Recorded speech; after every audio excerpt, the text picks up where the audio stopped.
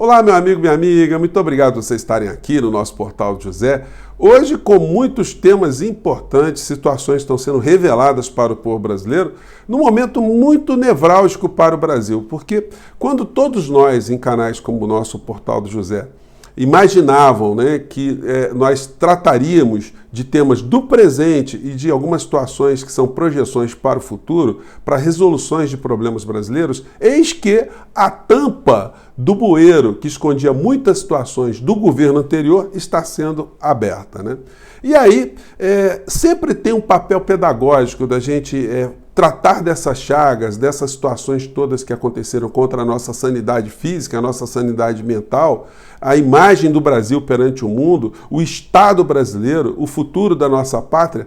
Todas essas situações precisam ser enfrentadas, porque se elas não forem, a gente sempre terá uma janela aberta para que essas criaturas retornem ao cenário político do nosso país, causando a mesma destruição e intoxicação que aconteceram aqui no nosso país. Pois bem, vou conversar com vocês sobre essas últimas revelações, esses últimos acontecimentos, mas antes de mais nada, quero convidar você que está chegando agora no nosso portal a se inscrever. Conheça também os nossos outros vídeos também, se você puder, compartilhe, dê o seu joinha, mande seus comentários, participe dos nossos chats, que todos os dias eu abro aqui entre 5 horas e 5 e meia, e se puder, se inscreva também no nosso clube de membros, que é uma forma de você ficar mais perto, você ficar mais engajado aqui no nosso portal, tá bom? Então vamos seguir em frente. Gente, está todo mundo acompanhando os acontecimentos que estão se dando no Brasil. E eles, como eu disse agora na abertura do nosso papo, eles funcionam ou deveriam funcionar como uma espécie de ensinamento pedagógico para a sociedade. O que é certo, o que é errado. O que pode o administrador público fazer, o que ele não pode. Quando um administrador público chega à presidência da República, ele pode fazer o que ele quiser, ele não tem que prestar contas a ninguém. De quem são os recursos que ele está utilizando? Pois bem, nós temos várias situações que estão se entrelaçando agora e elas vão comprometer ainda mais o futuro do ex-presidente da República, que aqui no nosso portal nós sempre dissemos que ele iria ter a sua liberdade cerceada, ou seja, iria para a cadeia. O que nós não imaginaríamos é que já tão cedo essas celas já estivessem abrigando uma série de patriotas, entre aspas, em função de tudo aquilo que aconteceu no nosso país, e estejam aguardando outros tantos de escalões superiores. Vamos aqui algumas situações aqui para analisar. Primeira delas, o governo libera dados do cartão corporativo de Bolsonaro. Veja a lista de gastos. A presidência gastou mais de 13 milhões em hospedagens nos 4 anos de mandato. No total, a gestão gastou mais de 27 milhões e 600 mil reais. Gente, esse é um tema que mexe muito mais, por incrível que pareça, com a moral e a ética pública do que com os valores específicos, porque o que o Brasil foi roubado, foi saqueado com as medidas do governo Bolsonaro para favorecer grupos privados, não está no gibi. É só fazer um raio-x do que aconteceu no apagar das luzes com a privatização da Eletrobras. Não escapa nenhum sujeito ali que ficou envolvido nessa grande falcatrua que o governo Lula terá que colocar uma lupa sobre o que aconteceu aqui. Sem falar nas outras situações que favoreceram muitos grupos privados em bilhões e bilhões de dólares. A reforma da Previdência, a reforma trabalhista, a autonomia do Banco Central, as privatizações, os fatiamentos que aconteceram na Petrobras e empresas públicas, todas essas situações favoreceram grupos privados. A desregulamentação de alguns setores, a liberação de algumas áreas para exploração para o setor privado, como o marco das águas, enfim. Rolou muito dinheiro comandado ali pelo Paulo Guedes, esse homem que anda desaparecido agora, está em algum paraíso fiscal curtindo seus milhões de dólares que foram amealhados sempre com algum tipo de negócio com o poder público, porque não veio de geração espontânea a fortuna de Paulo Guedes, não. A gente denuncia isso aqui desde quando eu abri o Portal do José. A Operação Greenfield, que o senhor Augusto Aras colocou para baixo do tapete, que o diga. Aliás, é um outro personagem que a gente vai analisar aqui também. Então, esse tipo de situação, ela não é irrelevante, porque ela denota também o perfil ético e moral desse governo. A gente está vendo algumas comparações sobre o que foi gasto em cartão corporativo nos governos Fernando Henrique Cardoso, Lula, Dilma e Temer. Só que a qualidade desses gastos era totalmente diferente da qualidade dos gastos do governo Bolsonaro. Porque nesses períodos anteriores, em primeiro lugar, todos os cartões corporativos eram do primeiro escalão. E no governo Bolsonaro eles estão concentrados na presidência da República. Nos governos anteriores se tinha muito gasto com gastos com viagens em função das estruturas, né? Combustível, hotéis, segurança, carros que precisam ser alugados, uma série de situações como todos os chefes de Estado no mundo. Agora, para a posse do presidente Lula, vieram delegações de várias partes do mundo também, algumas muito vultosas, né? A delegação norte-americana foi muito grande. Há uma notícia que eles alugaram 200 apartamentos em Brasília. Eu acho esse número extremamente elevado, mas são notícias que estão sendo colocadas ali. Alguns chefes de estados vieram com seus aviões dos seus países, também com uma grande estrutura. Então, há muitos gastos. Quanto mais o chefe de estado circula pelo mundo, mais são esses gastos. Sobretudo, quando a nossa moeda está muito desvalorizada, que os gastos são em euros, são em dólar, são em libra, enfim. São situações que aprofundam esse volume de gastos. Mas no caso do Bolsonaro, que viajou tão pouco, pelo menos fora do Brasil, aqui dentro serviu para patifarias, como a gente está vendo.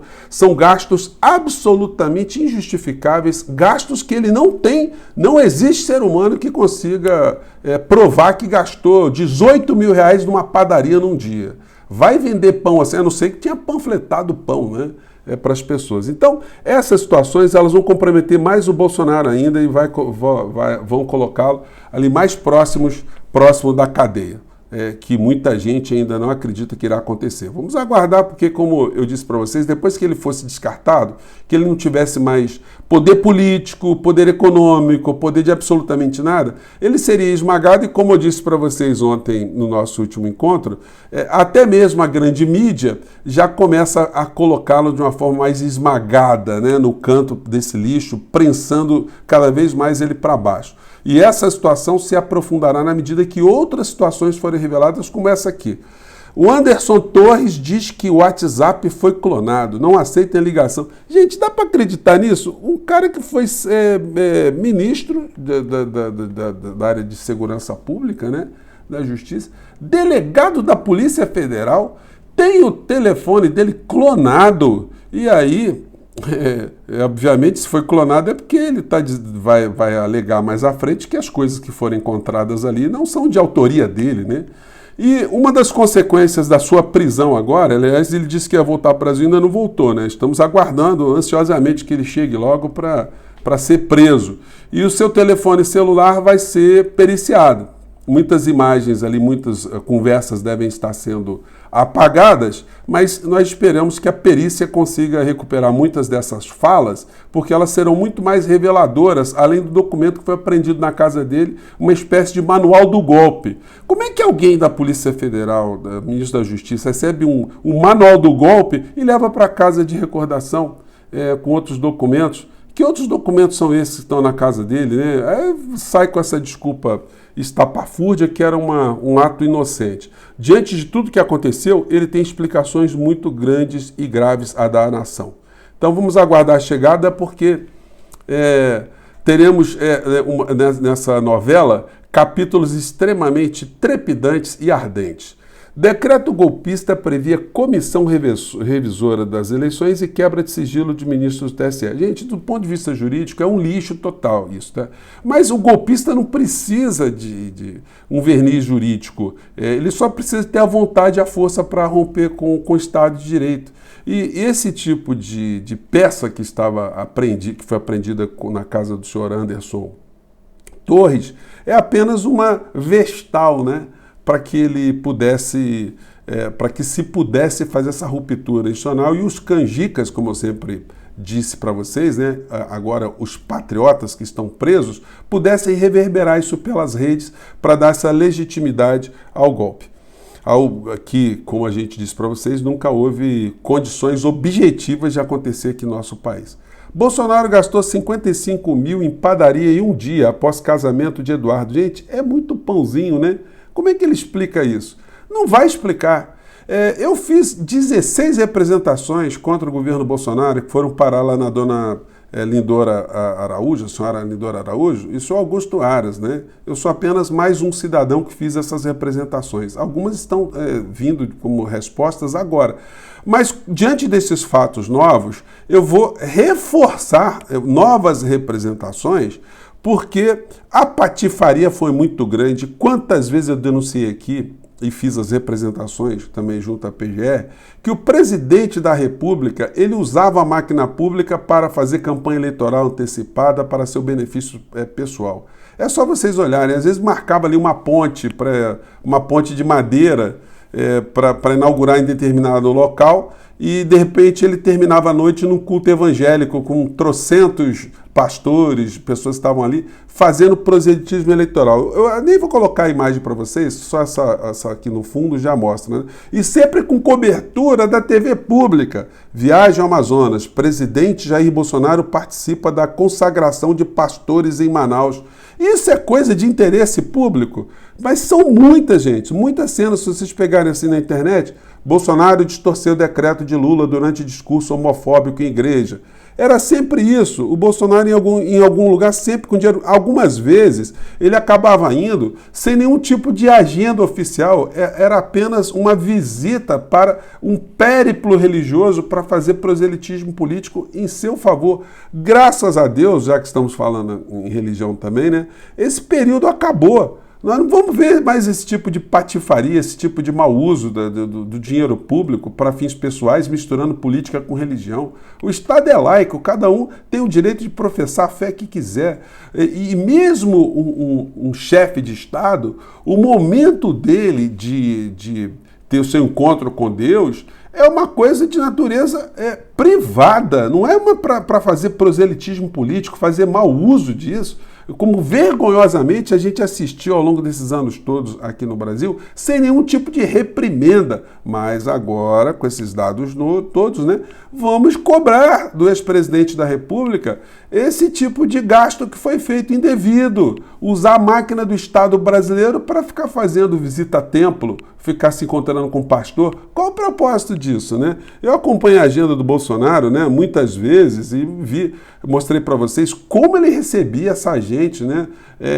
Não os religiosos de uma maneira geral, mas picaretas da fé. A gente tem sempre que diferenciar, porque a religião é sagrada para muitas pessoas, norteia as pessoas que acreditam sinceramente na sua fé e praticam sinceramente essa fé, merece todo o nosso respeito. Mas esses picaretas, esses usurpadores precisam ser denunciados, inclusive a bem das pessoas que praticam a fé com sentido de boa coisa, né? De boa prática. Procuradores pedem a Aras que investigue Bolsonaro por incitação ao crime. Gente, precisou os procuradores da República chamarem o seu Augusto Aras à sua responsabilidade, porque ele está nem aí. Nunca teve nem aí. E fica magoadinho. Agora saiu um vídeo dele aqui, dele batendo na Miriam Leitão, porque ela cobrou essa inoperância dele. Ele foi muito mal educado, né? Muito vil, muito baixo, né? Vou colocar um trechinho aqui para vocês, vamos ver. Mas ela faz isso, esta senhora, ela parece que tem um fetiche comigo. Talvez porque eu não tenha atendido a seleção, as matérias seletivas para ela e para a família dela. Essa senhora, ela foi cortada da seletividade que tinha na Operação Lava Jato, em que provavelmente o jornal... Aí ele agride a Miriam Leitão, mas, senhor Augusto Aras, o senhor deve explicações, senhor Augusto Aras. O senhor deve explicações. Eu acho que esse telefone aí do senhor Anderson Torres vai nos revelar muitas coisas também que estão ligadas, inclusive, à sua inoperância, e provavelmente o futuro Procurador-Geral da República vai responsabilizar o atual Procurador da República, o senhor Augusto Aras, por muitas coisas que ele não viu e que ele deveria ver como chefe, né, de uma instituição que deve zelar pelos interesses da sociedade brasileira e não pelos interesses de um espantalho, de um fantoche, de um mamulengo, de um boneco do posto que ficou cometendo crimes contra o povo brasileiro e foi protegido, inclusive pela Procuradoria-Geral da República, pelos principais quadros ali que estavam perto do senhor Augusto Aras e que devem ser responsabilizados.